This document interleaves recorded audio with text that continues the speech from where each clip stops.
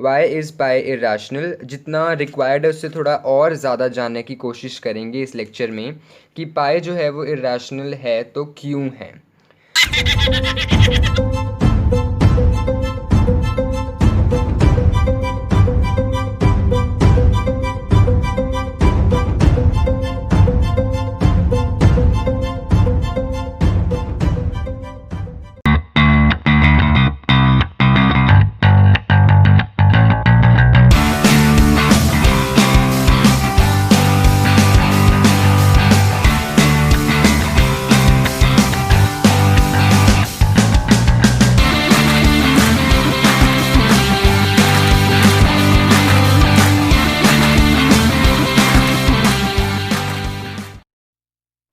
Hi guys, कैसे हो आप सब। मैं हूं आपका होस्ट और दोस्त ईशान महेश्वरी और आप सभी का स्वागत है मेरे यूट्यूब चैनल EM मैथमेटिक्स पर।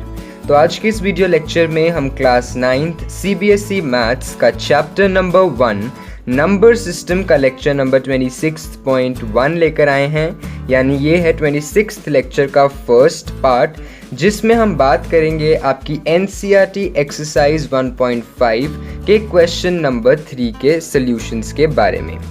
तो ये जो क्वेश्चन नंबर 3 है NCERT की एक्सरसाइज 1.5, ये क्वेश्चन जो है ये थ्योरेटिकल क्वेश्चन है और एग्ज़ाम्स में इसके 99.9% चांस है ना पूछे जाने के। 0.1% चांस है ये पूछा जा सके, बट 99.9% चांस है कि एग्ज़ाम में ऐसा क्वेश्चन नहीं आता। बट ये क्वेश्चन की मदद से आपको बहुत सी नई चीज़ें जानने को मिलेंगी पाई के बारे में, क्योंकि ये क्वेश्चन यही है कि कॉन्ट्राडिक्ट क्या है कि पाई इरेशनल है या रैशनल। क्या कॉन्ट्राडिक्शन है कि पाई जो है वो इरेशनल है या रैशनल। तो ये सब चीज़ों के बारे में हम देखेंगे और आज के इस वीडियो में डीपली जानेंगे कि वाई इज़ पाई इरेशनल, जितना रिक्वायर्ड है उससे थोड़ा और ज़्यादा जानने की कोशिश करेंगे इस लेक्चर में कि पाई जो है वो इरेशनल है तो क्यों है। तो जिन लोगों ने एक्सरसाइज 1.5 के क्वेश्चन नंबर 1 और 2 का सोल्यूशन देखना है तो वो हमारा previous lecture number system 25 EM mathematics पर जाकर देख सकते हैं। पूरी प्रॉपर वीडियो एक्सरसाइज 1.5 के क्वेश्चन नंबर 1 और 2 के ऊपर बनी हुई है। तो शुरू करने से पहले जिन लोगों ने अभी तक मेरे चैनल को सब्सक्राइब नहीं किया है वो प्लीज़ मेरे चैनल को सब्सक्राइब करें और बेल आइकन को दबाएं ताकि आप मेरे लेटेस्ट वीडियो अपडेट्स जल्द से जल्द देख सकें। साथ ही साथ मैं आपको ये भी बता देना चाहता हूँ कि इस लेक्चर के यानी वाई इज़ पाई इरेशनल के जो PDF नोट्स हैं उनका लिंक डिस्क्रिप्शन में गिवन है। जो भी फैक्ट्स, जो भी बातें, जो भी नई चीज़ें मैं आपको पाई के बारे में बताने वाला हूँ और ये प्रूव करने वाला हूँ कि पाई इरेशनल क्यों है, वो A to Z PDF notes के अंदर गिवन है। आप वहाँ पे जाएं और PDF नोट्स को डाउनलोड करके यूटिलाइज़ करें। अब एट प्रेजेंट कई बच्चों के पास आपकी मैथ्स की जो NCERT है वो ही अवेलेबल जो है वो नहीं है, तो वो मैथ्स की NCERT का जो PDF फॉर्म है वो डाउनलोड कर सकते हैं। उसका भी लिंक मैंने डिस्क्रिप्शन में दिया हुआ है। So let's begin and let's see that why is pi irrational. तो जल्दी से कॉपी पेन निकाल लें और कुछ अच्छी अच्छी इंटरेस्टिंग बातें नोट करने के लिए तैयार रहें, लेकिन उससे पहले आप ज़बरदस्ती हेडिंग दे दें अपनी कॉपी के ऊपर, number system 26.1 why is pi irrational. इसको हम बेसिकली आपकी क्लास 8 से जोड़कर एकदम डीप में बताएंगे कि पाई जो है वो इरेशनल क्यों है। अब देखो, आपकी 8th क्लास में हमने एक फॉर्मूला सीखा था सर्कमफ्रेंस ऑफ सर्कल का। हमने ये फॉर्मूला आपकी 8th क्लास में सीखा था कि what is the circumference of circle. तो वो फॉर्मूला आया था 2πr। इसे हम पेरीमीटर ऑफ सर्कल भी कह देते हैं, इसे हम पेरीमीटर ऑफ सर्कल भी कह देते हैं। तो इसका फॉर्मूला हमने सीखा था 2πr। अब अगर मैं इस फॉर्मूले को लिखूं 2r इंटू पाई, बात तो एक ही रही, बट आपको ये भी पता होगा कि 2r क्या होता है। 2r होता है diameter of a circle, the double of radius.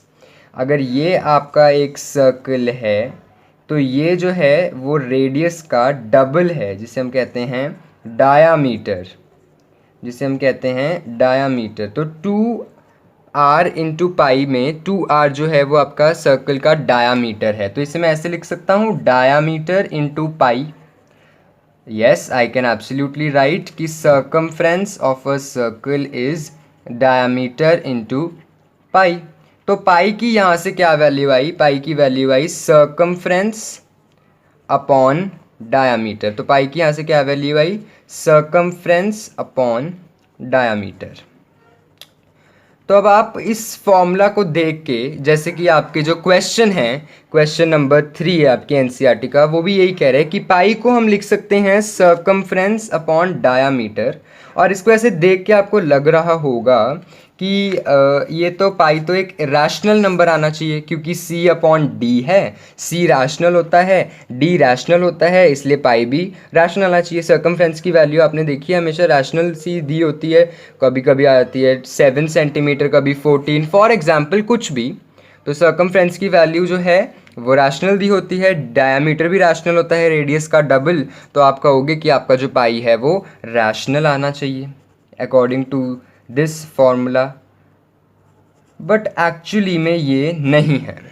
Diameter circumference जो हैं वो एक्चुअली में रैशनल होते ही नहीं हैं।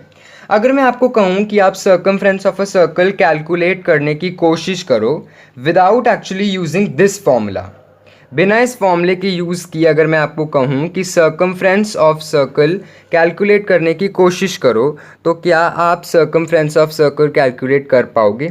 यस, आप कैलकुलेट कर सकते हो, बट अभी आपके सिलेबस में नहीं है।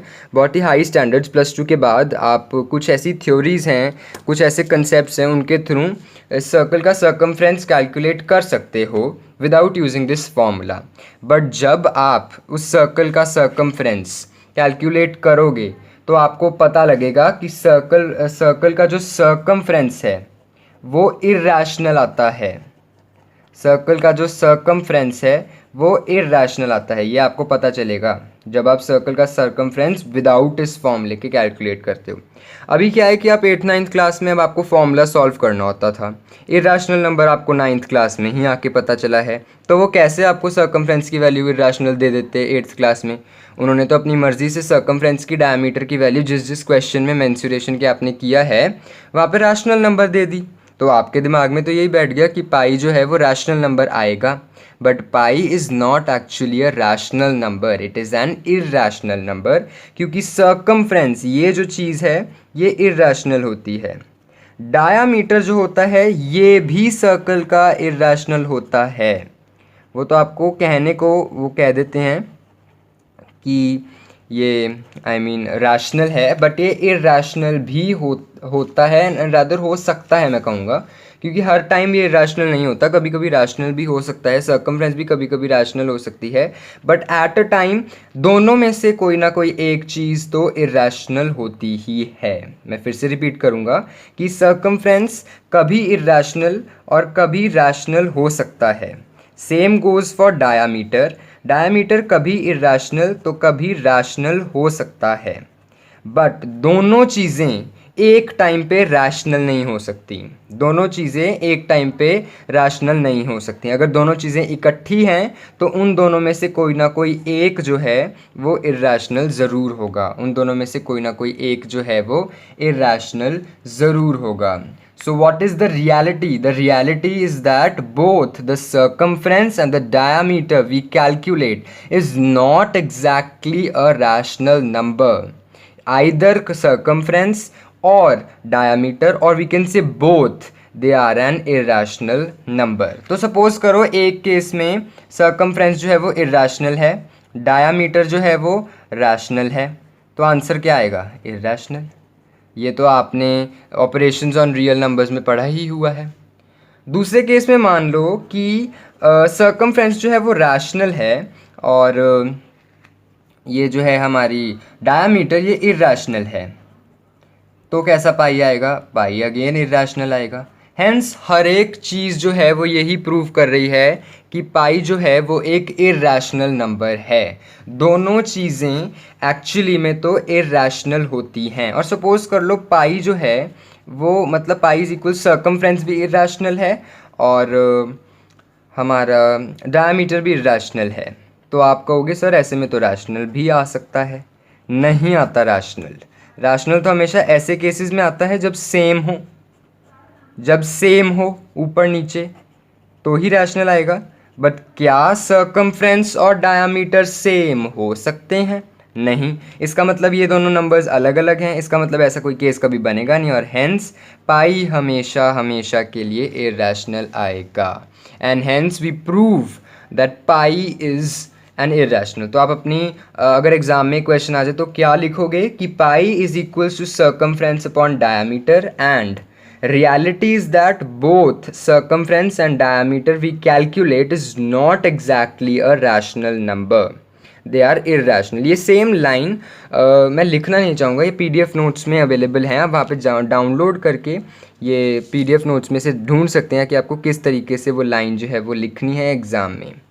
तो पाई की अगर एग्जैक्ट वैल्यू की बात करें तो वो हमें पता ही नहीं है, बट हमें उसकी वैल्यू पता है कि non terminating non repeating decimal expansion में 3.1419526589793238446 and so up to this is exactly what the value of pi is। non-terminating non-repeating decimal expansion keeps on going on, but approximately मतलब लगभग, equal नहीं, लगभग लगभग हम 3.141 ले लेते हैं या फिर 22/7। तभी तो आपको देखा होगा कि किसी भी क्वेश्चन में ऐसा लिखा होता है take pi is equals to 22/7, take pi is equals to 3.141। ऐसा क्यों लिखते हैं?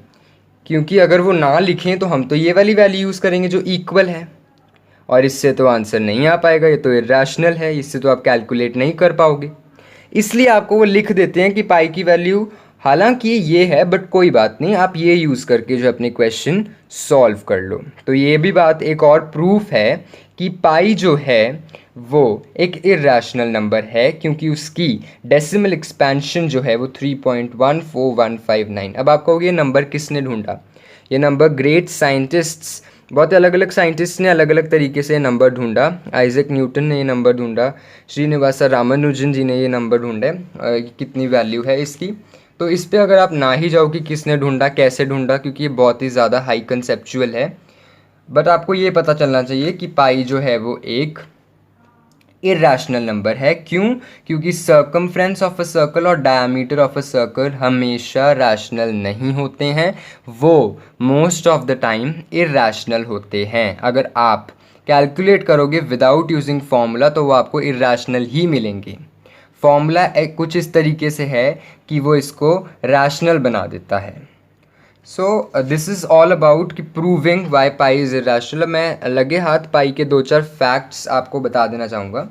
सबसे पहला फैक्ट मैं आपको पाई के बारे में ये बताना चाहूँगा कि इंडिया की एक woman Rajveer Meena, we have her name Rajveer Meena, she has recited 70,000 digits of pi. अभी ये तो मैंने कितने सुनाए, लगभग 15 को सुनाए होंगे आपको इतना लिख के। इसने ऐसे 70,000 डिजिट्स जो हैं वो इसके सुनाए थे, and it took her even some days, some hours, 1 day 2 day something like that. I don't know exactly, you can search it on Wikipedia. So it took her that much time to recite those 70,000 digits, and that too she learnt all those digits. I cannot even learn 15 digits, I have seen it and written it, and she has learnt 70,000 digits in pi, and she has recited it to the Guinness World's Book of Records, and the Guinness World's Book of Records have registered as Rajveer Meena 70,000 digits. So she was the Indian. Now second, I want to tell you one fact is that we celebrate every year Pi Day on 14th March. So 14th March is celebrated as Pi Day in the world. And the third is कि ये पाई की जो आपको learn करना है ना, ये learn करने का तरीका है एक poem, How I like a drink. So you can search this on internet, you'll surely find it. अब देखो आप, how मतलब 3 अक्षरों का, I मतलब 1, like मतलब 4, A मतलब 1, drink मतलब 4, 3.141414, नहीं ये 5 है, सॉरी 3.1415। ऐसे करते करते पूरी पोएम है जो आपको इसके डिजिट्स है बता देगी। सो ये पाई के कुछ फैक्ट्स थे। पाई का हमने पता लगा लिया कि पाई इरेशनल क्यों है। उसके पेरीमीटर, उसका सर्कमफ्रेंस, इन शॉर्ट उसका डायमीटर जो है वो इरेशनल होता है, इसलिए पाई जो है वो इरेशनल होता है। और पाई की वैल्यू भी एग्जैक्टली 3.141 नहीं होती, बट एक्चुअली में वो अप्रॉक्सीमेट वैल्यू होती है पाई की। तो इतना बस है पाई के बारे में जानने के लिए कि पाई इरेशनल क्यों था, इससे ज़्यादा it's not in your syllabus. So that's all about this lecture number 26 का first part. The last part, that is 26.2, is exercise 1.5 question number 4, जो कि आपका अगला लेक्चर होगा, जिसमें हम question number 4 representation of under root 9.3 on number line discuss करने वाले हैं। तब तक के लिए पढ़ाई करते रहें और अच्छे से अच्छे फैक्ट्स जानने के लिए मेरे चैनल को सब्सक्राइब करें और बेल आइकन को दबाएं, ताकि आप मेरे लेटेस्ट वीडियो अपडेट्स जल्द से जल्द देख सकें। साथ ही साथ अगर ये वीडियो आपको पसंद आई, बेसिकली ये 9th के क्वेश्चन नंबर 3 के लिए थे, एक्सरसाइज 1.5 के, but any one can watch it. It's regarding pi, why pi is rational, not a syllabus bound topic. So that's all. अगर आपने मेरे इस चैनल के PDF नोट्स, इस लेक्चर के PDF नोट्स जो हैं वो अभी तक डाउनलोड नहीं किए, तो ज़रूर जल्दी से जाकर डाउनलोड करो। उसमें A to Z जो मैंने इस तरीके से लिखा है, रफ तरीके से आपको समझाने के लिए, वो एकदम नीट एंड क्लीन फॉर्म में लिखा हुआ है। So that's all we have for us today. Thank you and have a very nice day ahead. Make sure you watch next lecture, exercise 1.5 question number 4. Once again, thank you and have a very nice day ahead.